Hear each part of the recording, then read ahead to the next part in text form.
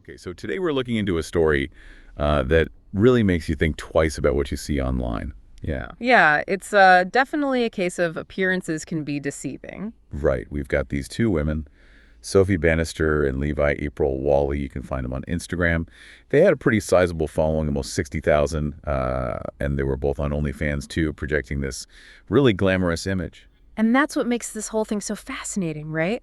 Because behind this carefully curated online persona, there's a very different story unfolding. Exactly. It all came crashing down last December when they were caught at Birmingham Airport trying to smuggle a huge amount of cannabis into the UK. We're talking 160,000 pounds worth. A pretty hefty sum and a serious offense. Absolutely. So we're going deep on this one today, figuring out exactly what went down on that New York trip, how they Glamorous explained ending models. up in this mess, how the legal system dealt with it, and what they're doing now, because it takes another really unexpected turn. It's a real roller coaster, this one.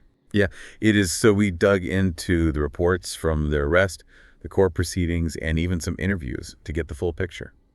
It's amazing what you can find these days, isn't it? It really is. And as we go through all of this, it's a good reminder to think about, the power of online identities and how easily things can go sideways. The internet can be a dangerous place, especially when you're not aware of the risks. So let's rewind back to December 2023. Birmingham Airport, Bannister and Whalley just got back from New York, probably thinking they were in the clear with their shopping bags. They must have thought they'd gotten away with it. Well, that's where things took a turn. Customs officials decided to take a closer look, and when they searched their luggage— surprise. Exactly, not souvenirs— they found 34 heat-sealed packages of cannabis in Bannister's bags alone. Wow, that's a lot to try and sneak past customs. Yeah, and it gets worse in Whalley's luggage. They found even more, 39 packages. So we're talking over 100,000 pounds worth in her bags alone. Yeah, it's crazy. And it's interesting. Their initial reaction was apparently total shock. Both of them denied knowing anything about the drugs. You've got to wonder about that, though, right? I know, right? Right. I mean, it's a lot of drugs to just accidentally end up in your suitcase. But there are reports that Bannister even had a panic attack at the airport so bad she had to be hospitalized right there. That's intense. Yeah. I mean, it does suggest a level of surprise, or at least, a very good performance. Yeah, it's hard to say for sure, but it's definitely part of the puzzle. So let's look at their lives before this whole thing went down. How is because this it's happening? crucial to understanding what might have Comment led it them below. to this point. Agreed. I mean, these weren't exactly two random women who got caught up in something they didn't understand. They had this whole online presence. Right, like nearly 60,000 followers on Instagram, and they were both active on OnlyFans, which kind of adds another layer to this whole thing, doesn't it? It definitely complicates things because it makes you wonder about their motivations, their financial situation, their willingness to maybe take risks. And there are these comments that Bannister made about joining OnlyFans that are pretty telling. She said it started as something they did for a laugh. Yeah. And to help make ends meet. Pretty casual. Casual, but also suggesting that maybe money was a factor. Right. And she even mentioned that she hadn't been posting as much because she was busy with other things. So maybe not their main source of income, but still something they were involved in. Exactly. And there's this one detail that always stuck with me. They apparently posted a photo of themselves in cowboy hats, with their rear ends exposed. Okay, that's definitely attention grabbing. Yeah. And it just kind of shows that they were comfortable with a certain level of, exhibitionism online, which could be relevant to how this whole drug smuggling thing went down. Interesting point, because that brings us to their explanation for how they ended up with all that cannabis. Right. So they claim it all started in Marbella, where they say they were approached by this woman who offered them 2,000 pounds each. Not a bad payday. Yeah, that's what they probably thought. The deal was they'd fly to New York, do some shopping, and bring back some stuff for her watches and jewelry, they said. Sounds innocent enough on the surface. Right. But of course, it wasn't watches and jewelry. It was cannabis. And that's where things get murky, because they're claiming they had no idea they were carrying drugs until it was too late to back out, which is a common defense in these kinds of cases. But you have to wonder how believable it is. Yeah, I mean, it's a lot of drugs to be completely oblivious to. Whalley even described the whole thing as a free holiday, like a shopping trip to New York. Who wouldn't want that? Right. But the question is, did they genuinely believe it was all above board, or were they willfully ignorant, turning a blind eye because the reward was tempting? They did say that by the time they got to the airport, they were starting to get nervous that something wasn't right. That feeling when your gut is telling you to run. Exactly. But they said they felt trapped, like they couldn't back out at that point. So they went ahead with it despite their misgivings. And their main argument in court was that they were groomed by these international criminals.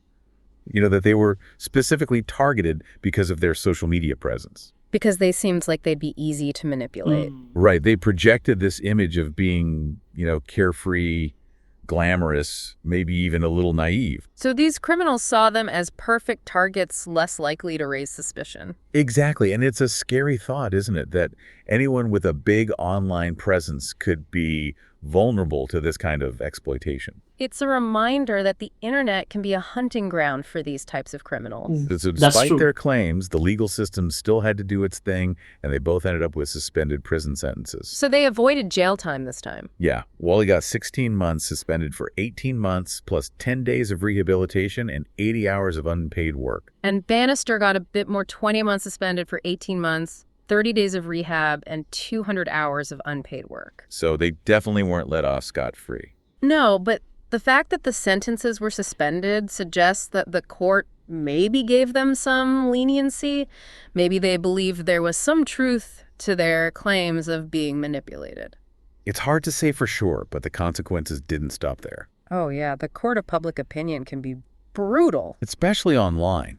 I mean, they were hit hard with negative comments and judgments from people who had seen their Instagram and OnlyFans. It's easy to judge from behind a screen, isn't it? Yeah, it is. But beyond the online hate, there were real-world consequences, too.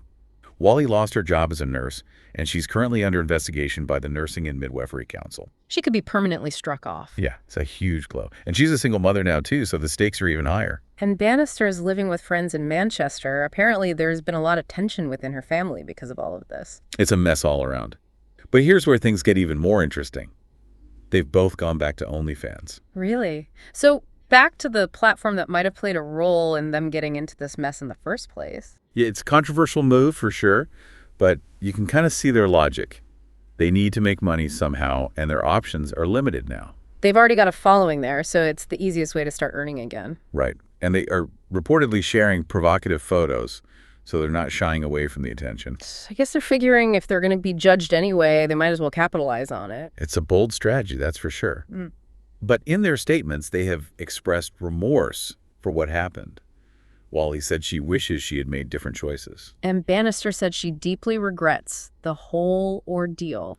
But they both still maintain that they were targeted because of their online image. That they were seen as easy marks because of the lifestyle they portrayed online. Exactly. And whether you believe them or not, it does raise some important questions about the dangers of social media, especially for people who are trying to build a following and project a certain image. It's a reminder that not everything is as it seems online, and that sometimes the desire for attention can make you vulnerable to exploitation. Yeah, and this case really highlights how traffickers are getting smarter. They're using social media to find people who they think will be susceptible to their schemes. They're looking for people who might be drawn in by the promise of easy money or a glamorous lifestyle. It's easy money. It's not always obvious That's the who's main being reason. targeted.